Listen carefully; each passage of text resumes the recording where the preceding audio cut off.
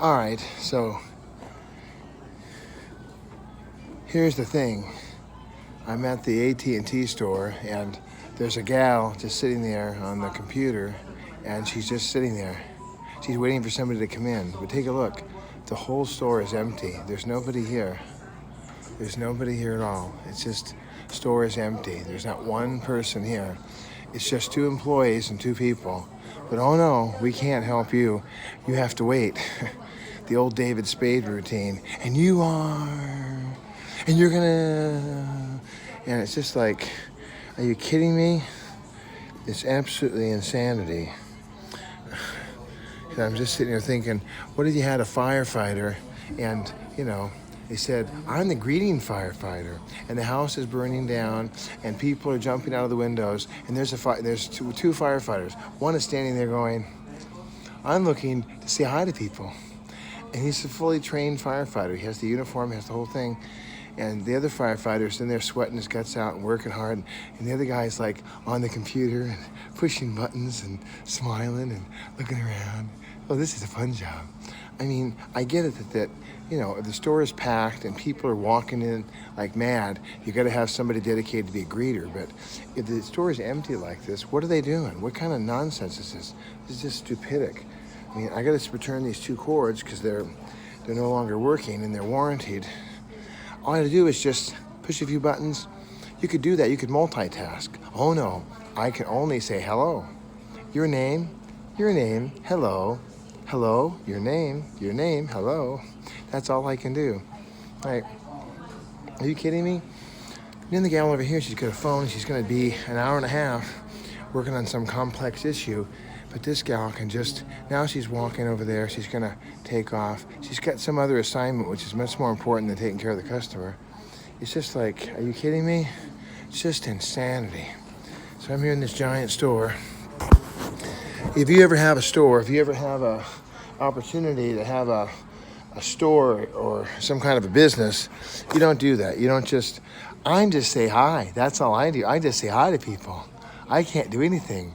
I'm not authorized to do anything. I just say hello. Like, really? I worked for the Disney store. I used to stand at the door and say hi, but we had a lot of other people, and we had cashiers who were ready to go, and we had people on the floor who were showing you stuff.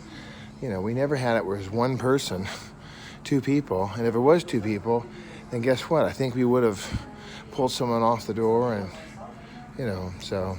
All right, well, I'm here. I'm going to get going, but I love you, and I'm trying to, my brother Justin is going to put this thing into the monetization mode, so you're going to start seeing commercials, and I think I'll make some money maybe. That'd be amazing. I can help pay for the legal defense fund there, the $5,000 that I'm going to have to spend to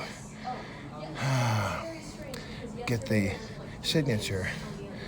You thought your signature was worth something, huh? Your signature is not worth nothing.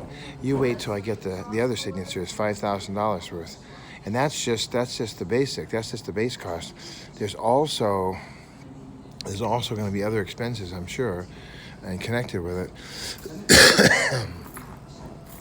All right, well, I love you. Give me a call, 213-713-8954, 8954green@att.net. On the Twitter, Mr. Bob8954. Of course, you're watching Bob's Daily Devo, and I encourage you to watch Lenore Skenazy, Dr. Jordan B. Peterson, and then contact your local church and ask them, say, who's not allowed to come here? You get people that you don't allow to come here. Who are those people, and why are they not allowed to come here? I want to know your policy. What is your policy? I'm going to start making a real campaign about that, because you'd be really shocked. You think, well, no, everyone's welcome. Everybody's welcome. Come on down. Look, we got a big banner with red background and white letters. Everyone is welcome. But it's a lie. Not everybody's welcome. They're kicking people out, and if they find out who you are, they're going to kick you out. If they don't like what you did, they're going to kick you out. If you are part of a government program that is from hell, then they're going to kick you out. They don't care about what your story is. They don't care about who you are. They don't care about the fact that you are, what the reality is.